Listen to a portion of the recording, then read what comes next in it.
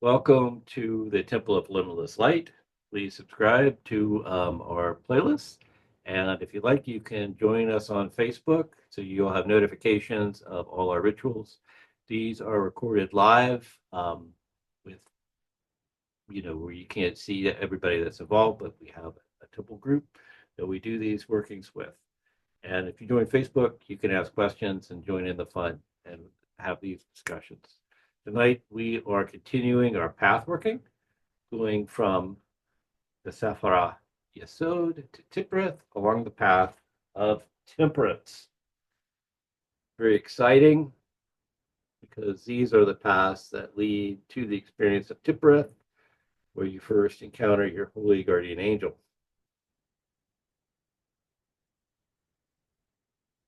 So tonight, what we'll do is we'll read a little bit about the path, and then we will, or I will, do a quick Kabbalistic cross. So you get everybody centered and grounded in their higher self. And then a lesser banishing ritual of pentagram to establish sacred space. And we'll open the gate to the path of temperance. And then we will read the guided visualization from the Garden of Pomegranates. So everybody can have the experience.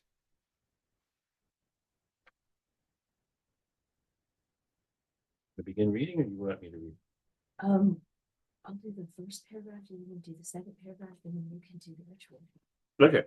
And then we'll go into the visualization. Does that sound good? Sounding good. Okay. Marco, you set? Okay.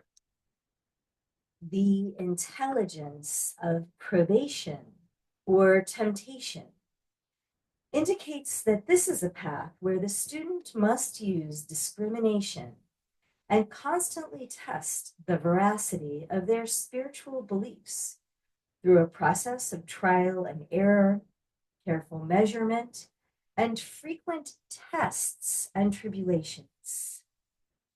Just as a sword is tempered in fire and water, the student on the 25th path between the fire of the sun, Tippereth, and the water of the moon, Yesod, is tempered, strengthened, and balanced by the constant rhythmical application of opposite influences.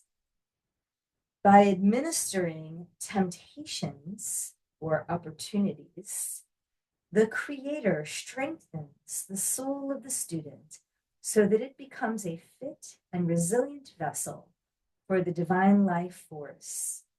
And so it develops the ability to discern truth from falsehood and remain in a state of perfect balance.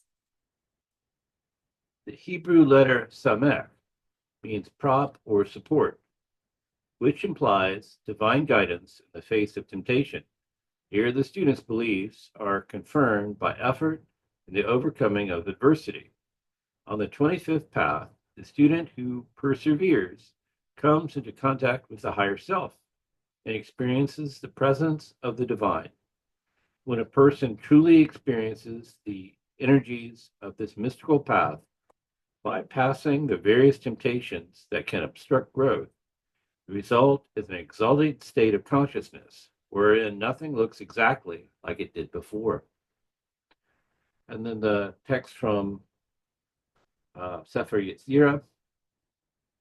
The 25th path is the intelligence of probation or temptation, and it is so called because the primary temptation by which the Creator trieth all righteous persons.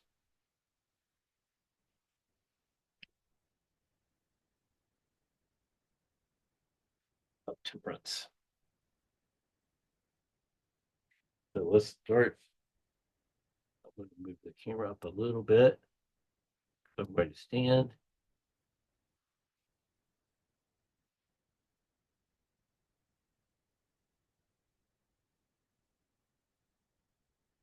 It's over here on the floor.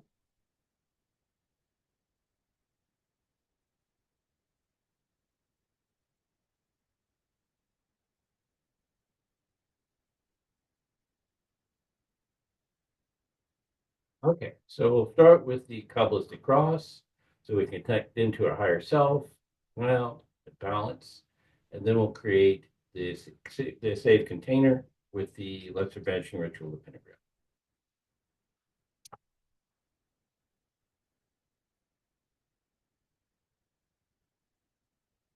A little belly breathing. Breathe from your lower abdomen. Day. Sink into your chair or wherever you are. Just sink into your body. Feel your weight being supported by your chair or bed, wherever you're sitting on. Just be in the body and breathe a little bit.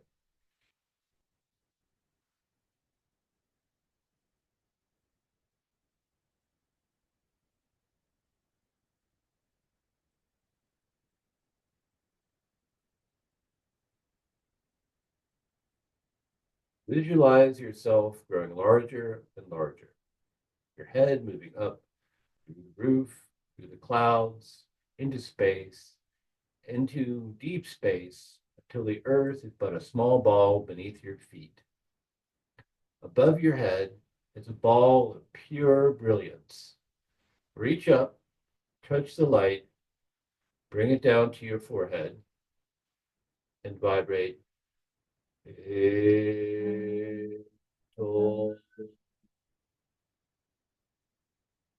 Right down to your heart center, where you can vibrate silently the name of your higher self, your inner guru.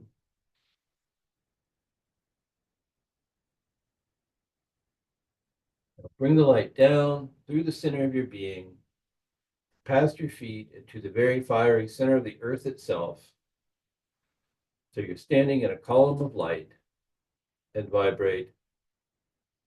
Now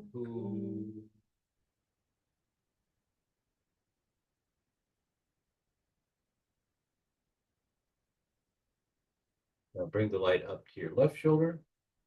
Visualize a ball of blue flame representing compassion and love for all sentient beings. Vegadura.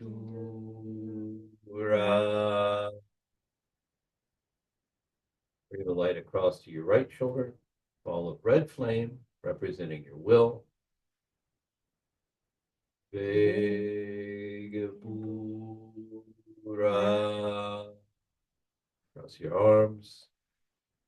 Leolam. Amen.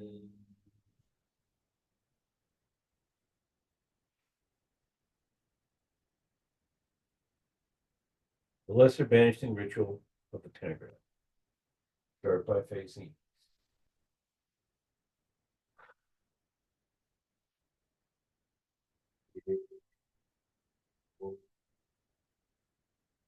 Wow. Start.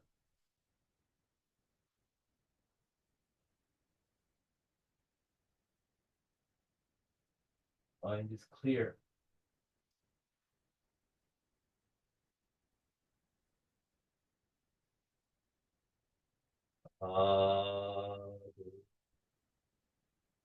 Die.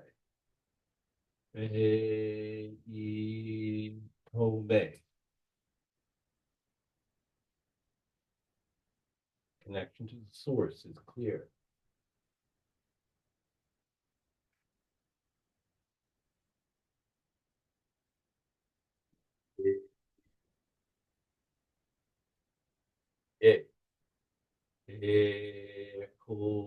Kumaya. Emotions are clear.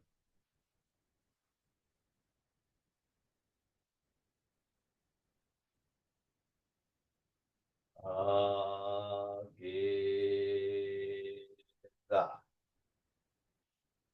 Naanteya. Our connection to the world is clear.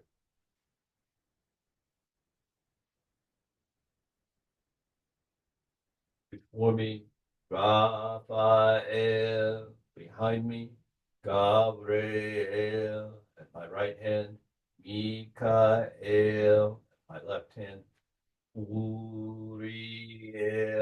For around me flame the pentagrams. Within me shines a six-rayed star.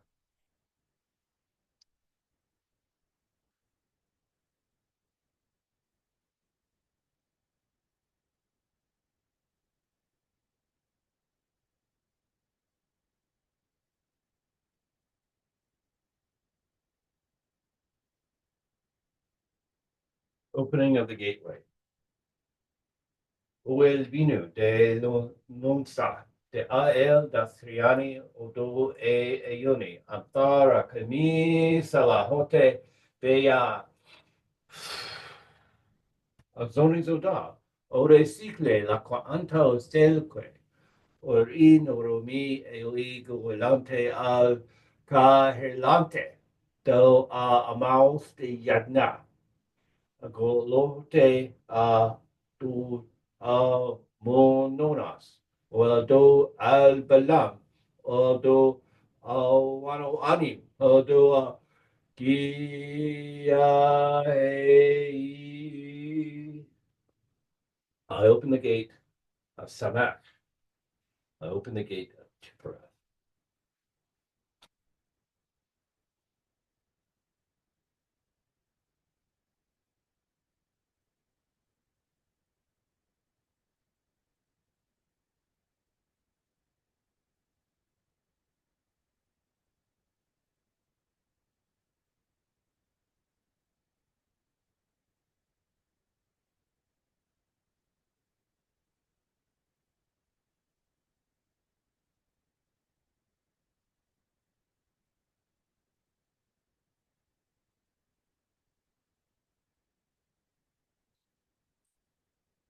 What's wrong with it?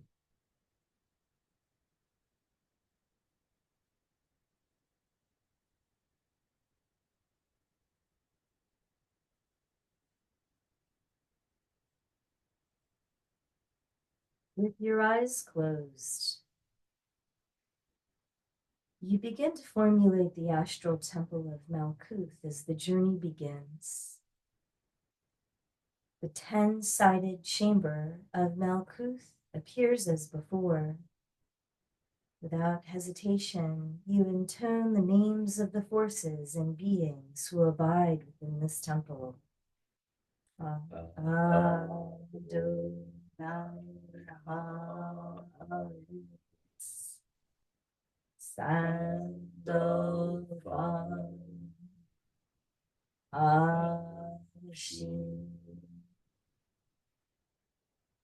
Sandalphon appears and you exchange the usual signs. She inquires about your reason for entering her domain, and you hold up the symbol of the golden arrow.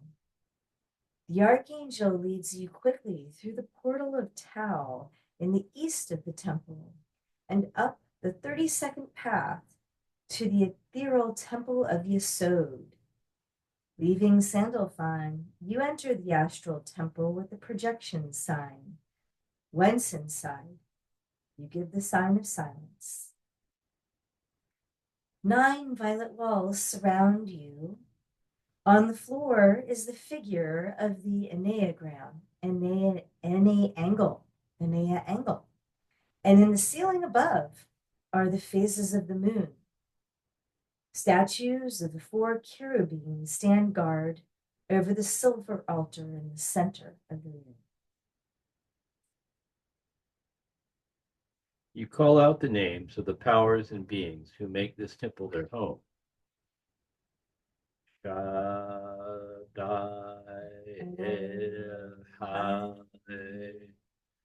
Gabriel,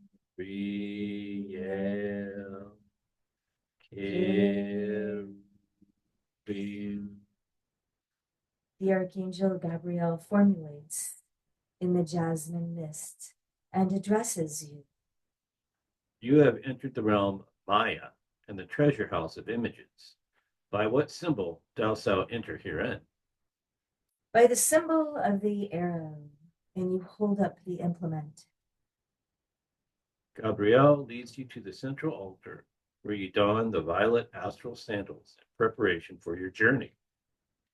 She then takes you to a blue archway in the east of the temple.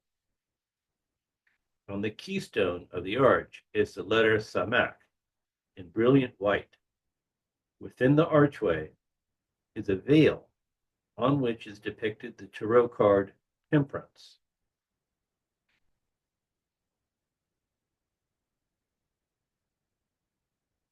Gabriel traces the sigil of Sagittarius and parts the veil, exposing a door carved from faience. Holding up the arrow, you trace with it the letter Samek. The door opens and you commence your journey on the 25th path. The path leads out into an open pasture.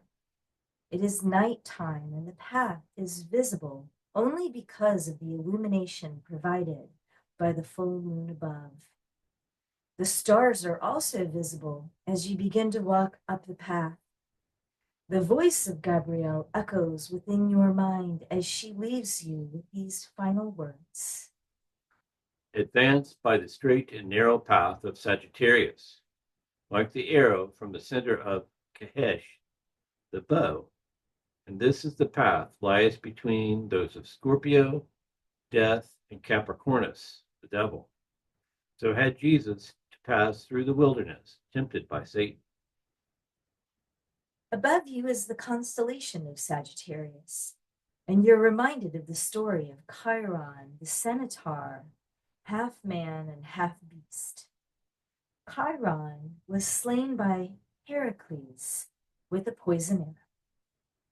In great pain from this incurable wound, Chiron begged Zeus to deprive him of immortality and end his suffering. The father of the gods granted his request and placed him among the stars. And as you gaze at the figure of the centaur outlined in the stars, you envision the mighty Chiron drawing back his bow and firing an arrow which darts across the eastern sky like a comet. You continue up the moonlit path. At length you come to a peculiar sight directly in the road ahead. The figure of a man lies sleeping on a pile of rocks under the star. A little beyond him is a ladder set firmly into the road, its summit lost in the clouds. Magnificent winged figures, clothed in dazzling white garments, travel up and down the ladder between heaven and earth. Angels pass each other by with a graceful rhythm, and you realize the sleeping figure is the Hebrew patriarch Jacob. And the place that you have come to is called Bethel, or the house of God. For a moment, the angelic procession between heaven and earth subsides. Taking this as a sign, you walk past the sleeping patriarch and begin to scale the ladder. As you ascend, you hear a voice that says, "Behold, I am with you wherever you go, and I will never leave you." Each step takes you higher into the clouds and brings you closer to the light above you. As you climb higher and higher, the atmosphere around you increases in brightness. You feel yourself beginning to cast off your mundane concerns, all cares, worries, and attachments to the world below. You even feel yourself beginning to shed portions of your own outer personality, certain aspects of the intellect, the emotions, and especially the ego. These drop away like so many discarded clothes. All things pertaining to the senses fall back into the physical realm below as you press onward and upward, fully focused on the spiritual path before you. As you reach the top of the ladder, the light is so brilliant that you cannot see anything. You are absorbed by the serenity of the light. Then gradually the light becomes less brilliant. It turns to gray and is slowly replaced by a darkness that is every bit as blinding. Eventually, your eyes adapt to the darkness, and you find yourself in a desolate landscape beneath a starless night sky.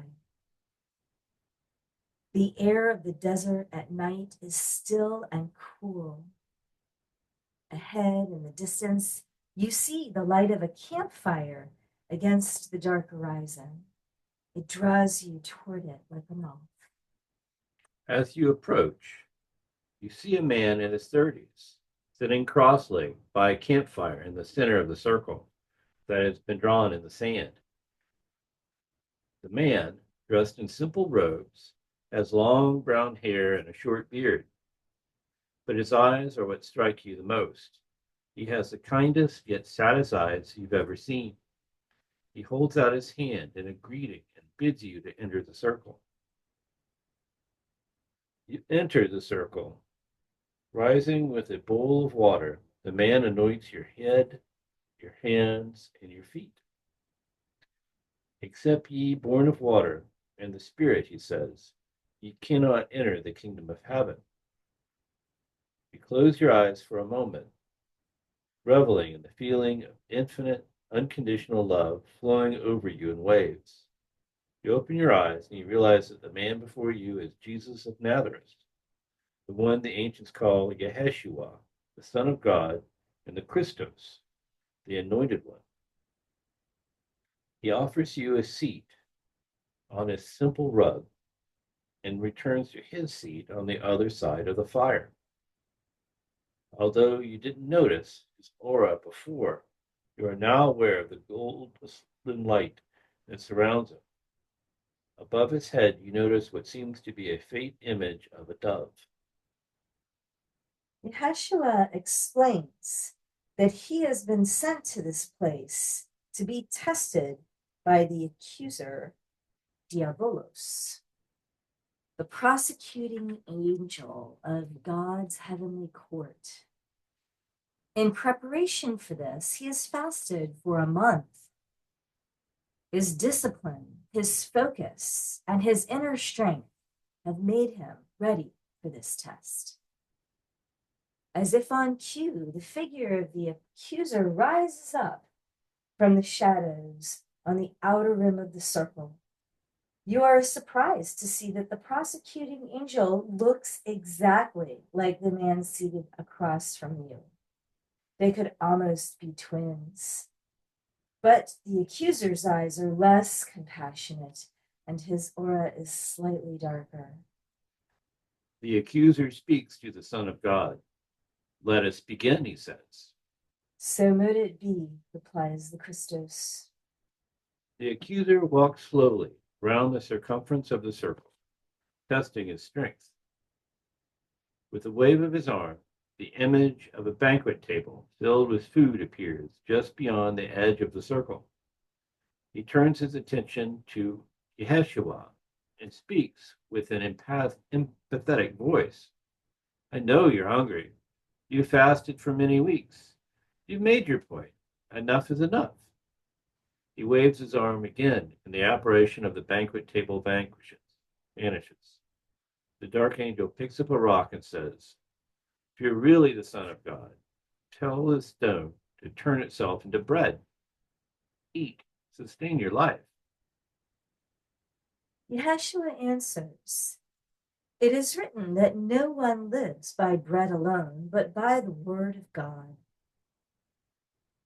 The scene before you vanishes. You and your two companions are now standing on a high mountaintop overlooking the roof of the world. The cold wind blows your hair, stings your skin on your face.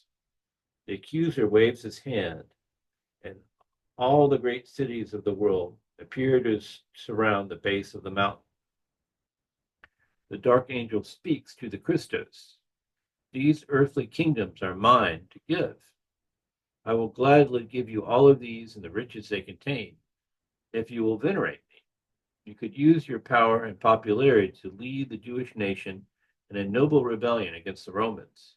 You could establish a magnificent empire where you could be crowned as a new emperor to rule the people. It would be glorious and noble. Yeshua sighs, shakes his head, and replies, "It is written, you shall reverence only the Lord your God. I will create no earthly institution." The scene changes again, and you find yourself, along with your two companions, standing on the highest point of a great temple of Solomon, overlooking the city of Jerusalem. It is morning, and below you, the people of the city are beginning to go about their business. The accuser takes Christos by the arm and points to the busy street below. "If you are really the Son of God," he says, "how easily it would be to demonstrate your divine power and miraculous abilities. Why not jump off this rooftop? It is written, he will command his angels to protect you. They will not let harm come to you. With all this power, you could easily establish your own spiritual kingdom here on earth." Yeshua shakes his head and answers, "It is written that you should not put the Lord your God to the test. I will not establish an earthly kingdom that would be divorced from the light of God. I will not use divine power in such a cavalier manner. I am sworn to the light, and I will not become a tool of darkness." The accuser has failed in his endeavor to tempt Yeshua. The dark angel nods in acceptance and defeat, and then vanishes. Jesus of Nazareth turns towards you and places a hand on your shoulder. He regards you with those enigmatic eyes. "You have chosen to walk a very difficult path," he tells you, "but it can be a fruitful one. A good tree does not bear rotten fruit, and a rotten tree does not bear good fruit. Are the figs gathered from thorns or grapes from thistles? Every tree is known by its fruit. Good will produce good, and evil will produce evil. For the mouth speaks from a full heart." The Son of God smiles at you. "God be with you," he says. And he suddenly raises his hands in the air and claps them together loudly. The scene changes in a flash of light. You find yourself in the desert again, standing in the circle by the campfire. This time you are alone, and there's no sign of either the Christos or the accuser. You stand gazing out into the darkness of the desert night, and you feel something well up inside you. Whatever it is, it projects itself out of your body and out of the circle. You watch as a figure approaches the circle. As it reaches the circle's edge, you realize that you're facing a being who looks exactly like you. This is your accuser, a reflection of yourself. The appearance of this being startles you, and you hold up the pass symbol of the golden arrow and say, "In the divine name of Elohim, in the permutation of the holy name, Vav Yad He He, and in the power of the Christos, leave this place." Your accuser laughs. "You cannot banish what is a simply reflection of yourself. I'm a part of you. You have to deal with me before you can get rid of me." The accuser has a golden arrow similar to your own. He or she throws it at you, and it hits you full in the thigh. You drop to the ground in pain, grasping your leg. Suddenly the wind picks up. A swift-moving thunderstorm has crept up on the desert like a thief. The rain begins to come down in sheets. Soon you are drenched to the bone and shivering in the desert night. You are wet, cold, weak, and in pain. For the first time in all your journeys on the tree, you begin to doubt your own abilities. And for the first time, a pathworking has become a true ordeal for you. Your accuser crouches down to speak to you. "You've had enough of this, haven't you? You've gotten pretty far up the tree, further than most. But you must know it's time to stop. You're through with pathwork. You have far too many faults to be considered a sturdy vehicle for the divine spirit. Too many sins, too many lies. You have hurt too many people, and you have far too much pride and ego, too many petty wants and desires. You have neither the power nor the purity of the Christos. Give up this spiritual quest. You're just not cut out for it. What has brought you to this point? Why have you traveled this far? Knowledge. You found knowledge back in Hode. Faith, hope, and the love of God have brought you to this place. What good are these props to you now? This is your paragraph. What good is your faith? You can't use it to prove your spiritual truth. What is hope except a naive desire for wish fulfillment? What has your love of God brought you except an arrow in the thigh in this God-forsaken place? Leave now, and you will be rewarded with a very comfortable secular life. You are lying flat on your back in the rain, hitting you full in the face, and the blood from your wounds slowly draining into the water. Pulling the arrow out of your thigh, you clutch it against your chest. You have no magic or power strong enough to defeat your accuser, an opponent who knows your weakness better than you do. All you have is your spiritual aspiration and the props that can sustain you on this path. All you have is your faith in what you believe to be good and true, your hope of spiritual attainment, and your love of the divine, which is the sole reason for beginning the quest in the first place. These things are all you have at this moment in time. And in your weakness, you call on your higher self to get through this ordeal. And then you hear a voice, perhaps the voice of the Archangel Gabriel, which comforts you. Faith voids and darkens the intellect of its human knowledge, says the voice, and by doing so, prepares it for union with the divine wisdom. Hope empties and alienates the memory from all creature possessions, and it sets upon what it hopes to enjoy in the future. This is why the hope of God alone can absolutely dispose the memory because of the vacuum it causes therein. To be united with the divine, in the same way does the love of God void and empty the affections and the appetites of whoever is not God. And so this virtue prepares this faculty and unites it with the God through love. The voice and its message has a calming effect on you. Closing your eyes, you shut out everything from your mind and contemplate the purity and perfection of the divine. With your whole heart and mind focused on the highest divine truth you believe in, you begin to recite the following prayer. I am the resurrection and the life. Whosoever believeth in me, though he were dead, shall live.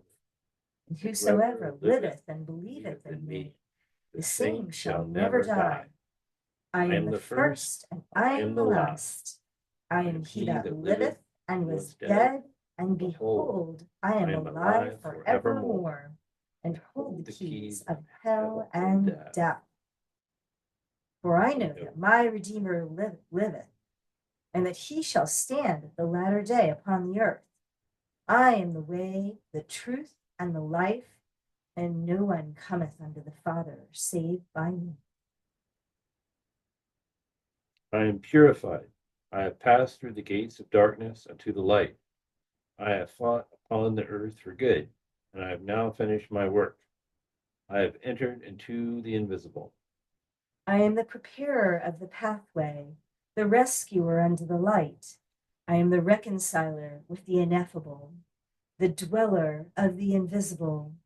Let the white brilliance of the divine spirit descend. You feel a warmth spreading through your veins as brilliant light falls upon your body. It evaporates the chill caused by the rain. You're not even aware of the rain anymore, but you're aware that your thigh no longer gives you pain. Reaching down, you feel the wound healing itself. Soon it is completely gone. The storm clouds begin to disperse. In the east, the sun is just beginning to emerge, peeking out between the distant mountain tops. Dawn is coming. You pull yourself to your feet, your strength returning. Picking up a flaming branch from the campfire in one hand and a bowl of water in the other, you regain your spiritual balance. Your accuser stands just outside the circle. Your offer is duly noted. You tell your dark twin, but I am going to continue on my spiritual quest up the tree of life. Your accuser nods and says nothing, but fades back into the rapidly disappearing shadows of the night. The sun breaks over the eastern mountains. It has been a long, dark night, but the night is over and it's time to go home. You leave the circle and descend Jacob's ladder. Soon you are back at the temple of Yesod. Gabrielle welcomes you as you return the astral sandals to the foot of the silver altar.